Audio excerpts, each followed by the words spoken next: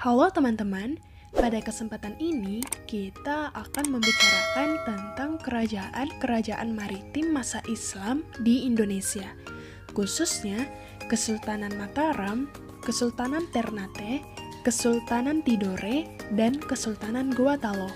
Jadi, fokus pembicaraan kita adalah membahas tentang apa saja sih yang menjadi kekuatan dari kesultanan-kesultanan tersebut sehingga bisa memiliki dimensi kemaritiman yang kuat. Pertama, ada yang namanya Kesultanan Mataram.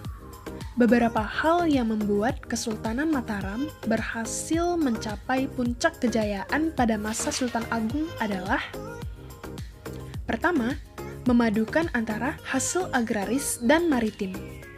Aktivitas pertanian agraris di Kerajaan Mataram Islam didukung oleh kondisi tanah yang subur dan tersedianya jumlah tenaga yang besar. Kondisi tersebut menyebabkan pertanian Kerajaan Mataram berkembang sangat pesat. Pertanian Mataram menghasilkan beras yang menjadi komoditas dagang utama. Di bawah pimpinan Sultan Agung, Kesultanan Mataram Islam mengembangkan perdagangan ekspor dan impor melalui pelabuhan di pesisir utara Jawa, seperti Jepara, Kendal, dan Tegal. Kedua, kombinasi armada darat dan laut. Usaha Sultan Agung antara lain melalui kekuatan laut, dengan memperkuat armada angkatan lautnya, serta mempersiapkan perlengkapan ketentaraan Mataram. Selain menggunakan jalur darat, Sultan Agung pada saat melakukan ekspedisi ekspansi wilayah juga menggunakan jalur laut. Dikarenakan banyak keuntungan yang bisa diambil dengan jalur laut ini. Jumlah pasukan dan bahan makanan yang bisa dibawa, serta jalur yang bebas dari hambatan.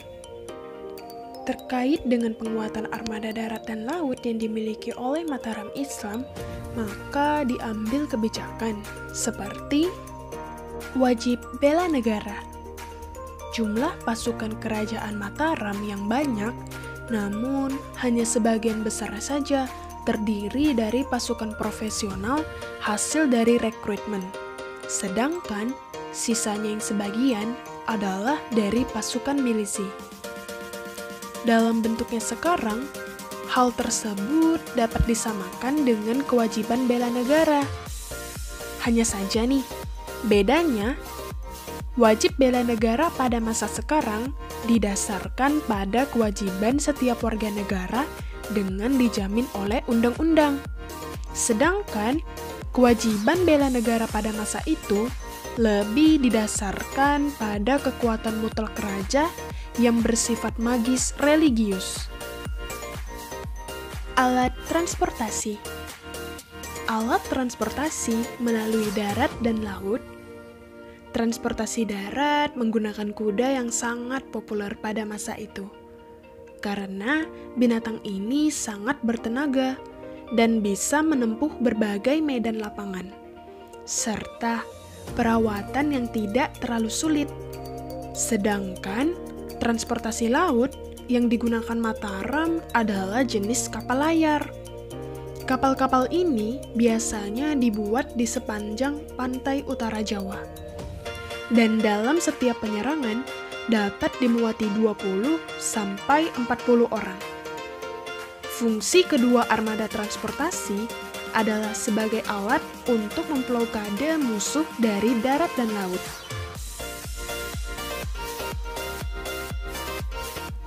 Ketiga, melakukan ekspansi. Penaklukan wilayah dengan menggunakan armada perang angkatan laut sangat berhasil dengan terbuktinya Sultan Agung yang menakluki wilayah, seperti melakukan penyerangan terhadap Surabaya pada tahun 1620 sampai 1625. Strategi yang digunakan Sultan Agung menggunakan taktik penyakit dengan cara membendung Kalimas, cabang dari Sungai Brantas. Hanya sebagian dari air tersebut melewati bendungan. Air yang sedikit itu menjadi busuk karena keranjang-keranjang berisi bangkai binatang dan buah aren yang diikat pada tonggak-tonggak di dalam kali. Karena itu, penduduk Surabaya dihinggapi bermacam-macam penyakit, batuk-batuk, gatal-gatal, demam, dan sakit perut. Pada tahun 1628, Sultan Agung mengerahkan 20.000 pasukan dan 60 kapal untuk menyerang Batavia, serta berhasil melakukan konsolidasi dengan Banten, Cirebon, dan Tegal yang digunakan sebagai lumbung beras untuk persediaan pangan. Alhasil, Batavia berhasil dikepung dari darat dan laut. Namun, serangan tersebut belum berhasil menaklukkan kota yang dulu bernama Jayakarta itu. Serangan kedua dilancarkan dengan mengerahkan 80.000 pasukan di bawah pimpinan Dipati Purbaya. Kali ini, Sultan Agung juga mampu melakukan konsolidasi dengan Makassar yang berada di seberang Pulau Jawa. Namun, karena VOC berhasil melakukan sabotase dengan membakar lumbung padi di Tegal dan Cirebon, serangan kali ini juga gagal. Berikutnya, ada yang namanya Kesultanan Ternate. Beberapa hal yang membuat Kesultanan Ternate bisa optimal dalam kemaritiman adalah letak strategis di Kepulauan Maluku.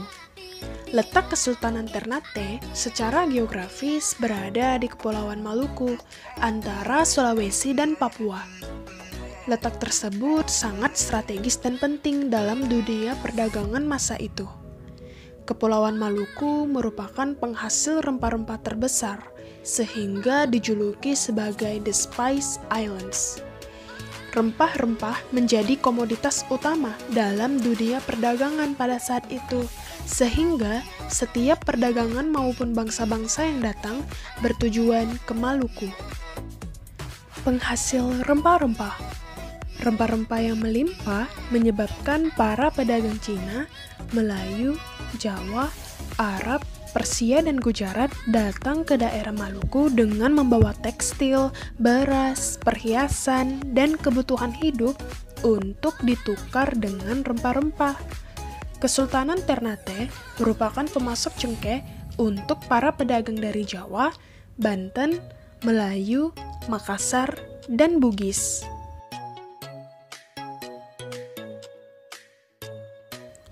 Adanya persekutuan Uli V. Majunya perdagangan di Ternate dikarenakan ada yang namanya Uli V atau Persekutuan 5 Saudara yang terdiri dari 5 wilayah, yaitu Bacan, Obi, Seram, Ambon, dan Ternate, dengan Ternate sendiri sebagai pimpinannya. Oleh karena itu, hasil-hasil bumi Ternate dapat dipasarkan ke wilayah-wilayah tersebut. Praktis kegiatan perdagangan terus berjalan lancar.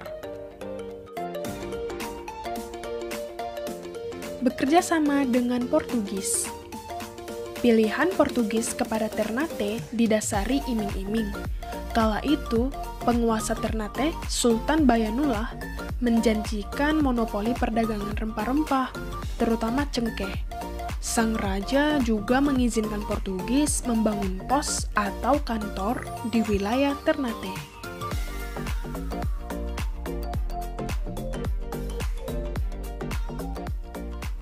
Kekuatan militer era Sultan Bahabullah.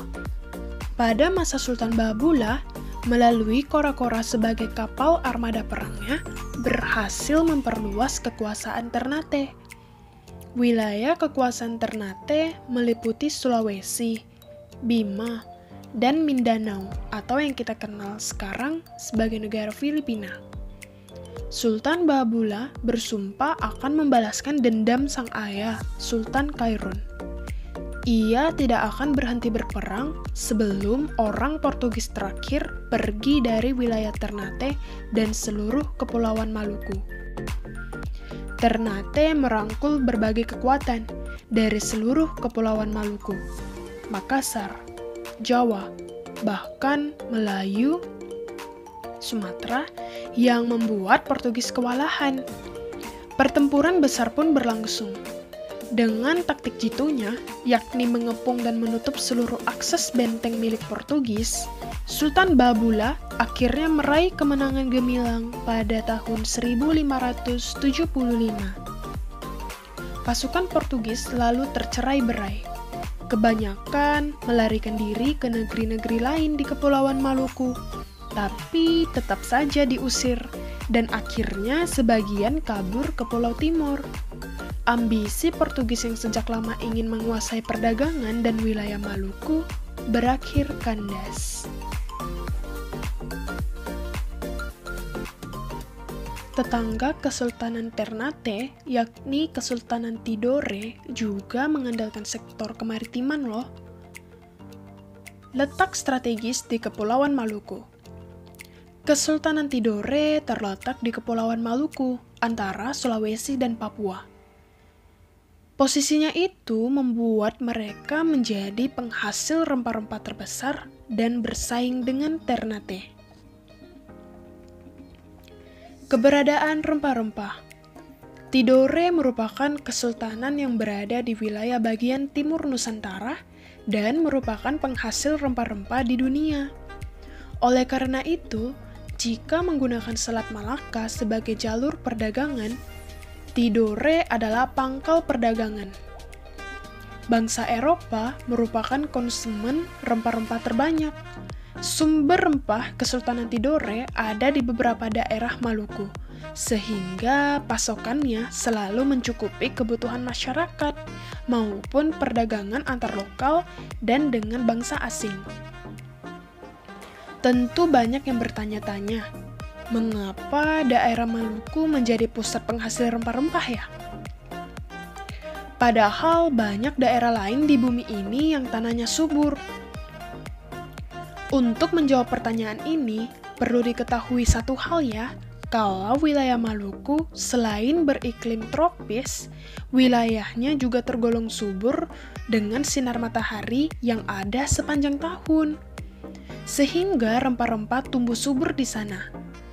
Selain itu, cuaca yang terik juga menjadikan kualitas rempah-rempah Maluku menjadi kualitas terbaik di dunia. Daerah Maluku menghasilkan rempah-rempah seperti cengkeh, pala, dan bunga pala. Tetapi yang menjadi magnet adalah cengkeh. Cengkeh banyak dihasilkan di daerah Ternate dan Tidore. Kualitas cengkeh dari dua wilayah ini bisa dikatakan kualitas premium. Maka tidak heran, banyak pedagang selain Spanyol yang membeli cengkeh ke wilayah Maluku.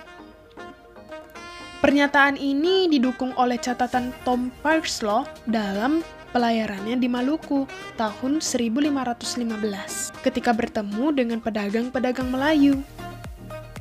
Katanya, Tuhan telah menciptakan Timor untuk kayu cendana dan Banda untuk pala, serta Maluku untuk cengkeh. Dan barang dagangan ini tidak dikenal di tempat lain di dunia ini, kecuali di tempat-tempat tadi. Dan telah saya tanyakan dan selidiki dengan teliti, apakah barang ini terdapat di tempat lain? Dan semua orang katakan, tidak. Begitu katanya. Adanya persekutuan Uli Siwa.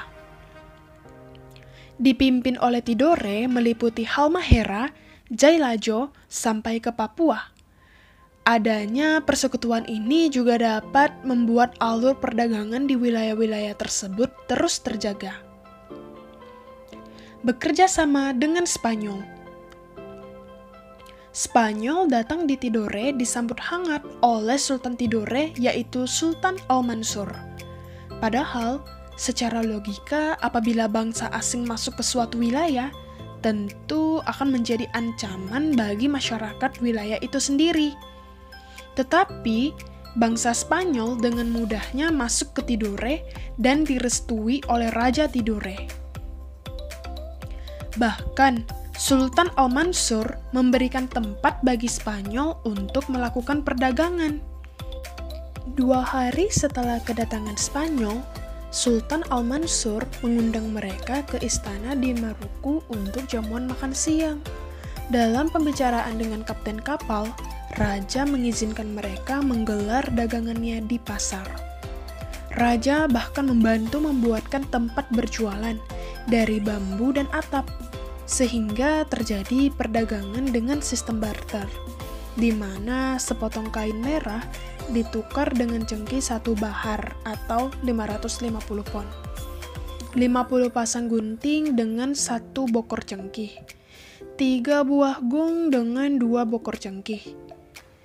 Dengan cepat, seluruh cengkih ditidore ludes, sehingga harus dicari di tempat lain seperti di Moti, Makian, dan Bacan.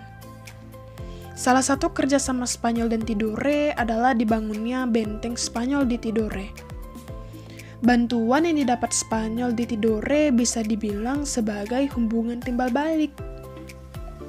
Spanyol mendapatkan rempah-rempah dan mendapatkan hak monopoli perdagangan rempah-rempah di wilayah Tidore. Sebagai gantinya, Spanyol harus membantu Tidore. Spanyol bisa saja tidak membantu Raja Tidore, dalam hal ini Sultan Al-Mansur. Tetapi, hal ini tidak dilakukan Spanyol karena ingin membalas jasa dan kebaikan dari Sultan Al-Mansur. Di samping itu, dengan membantu Al-Mansur, tentu Spanyol dengan mudah mendapatkan rempah-rempah sebanyak-banyaknya dan secara tidak langsung menjadikan Tidore sebagai wilayah kekuasaannya, sehingga keuntungan yang didapatkan oleh Spanyol semakin banyak. Terakhir, ada yang namanya Kesultanan Gorontalo. Posisi Kesultanan Gorontalo yang strategis di antara wilayah barat, Malaka, dan timur Nusantara, Maluku, menjadikannya sebagai bandar utama untuk memasuki wilayah timur Nusantara yang kaya rempah-rempah. Kesultanan ini memiliki pelaut-pelaut tangguh yang memperkuat barisan pertahanan Laut Makassar. Sumber asing tertulis pertama berasal dari catatan Tom Peirce. Dalam catatannya, ia melukiskan kemampuan pelayaran dan perdagangan orang-orang Makassar. Peirce menulis, orang-orang Makassar telah berdagang sampai ke Malaka, Jawa, Borneo, Negeri Siam, dan juga semua tempat yang terdapat antara Pahang dan Siam. Kesultanan ini disebut-sebut kaya akan beras, bahan-bahan makanan lainnya, daging, dan kapur barus hitam. Mereka memasuk barang dagangan dari luar, antara lain jenis pakaian dari Kambay, Bengau, dan Keling. Penemuan banyak jenis keramik dari masa dinasti Sung dan Ming di daerah Sulawesi Selatan juga membuktikan Kesultanan ini telah menjalin hubungan dagang dengan Tiongkok. Sekian dulu pembahasan kali ini soal kerajaan-kerajaan maritim Islam di Indonesia. Semoga video ini bermanfaat bagi kamu. Sampai jumpa di video pembahasan sejarah berikutnya.